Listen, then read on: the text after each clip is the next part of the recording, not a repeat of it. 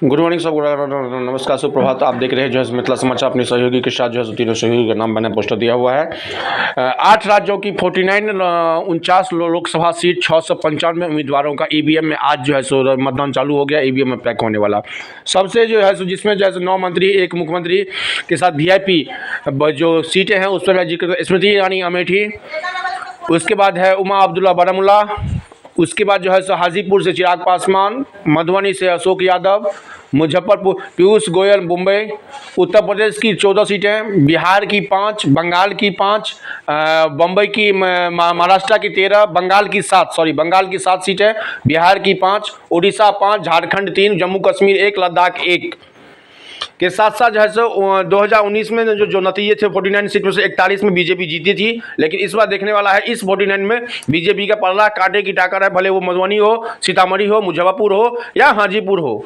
तो बिहार की 5 सीटें के साथ साथ यूपी का रायबरेली, यूपी में सबसे बड़ा 14 जगह जो है सो हो रहा, उत्तर प्रदेश 14, महाराष्ट्र 13, पश्चिम बंगाल 7, बिहार की 5 सीटें पे जो है सो ये हो रहा है। तो कहने का ये मतलब है यूपी की 14, बिहार की इन 5 सीटों पर सबसे बड़ा कांटे की टक्कर है। महाराष्ट्र की 13 और उड़ीसा की 5 सीटों पर भी जो मुकाबला है। अब देखने वाला बात है कि इसमें लखनऊ की जो 2 सीटें हैं इसमें, जिसमें स्मृति ईरानी की अमेठी है, राजनाथ सिंह का लखनऊ है, और बिहार की जो दिग्गज सीट है जिसपे जो है सो चिराग पासवान एलजेपी के राष्ट्रीय अध्यक्ष रामविलास पासवान के पुत्र हाजीपुर की सीट है। मधुबनी की हुकुमदेव यादव के पुत्र अशोक यादव, जिसमें हम लोगों ने दिखाया भी था अमित शाह से लेकर तेजस्वी यादव तक का बिहार का जो समीकरण है।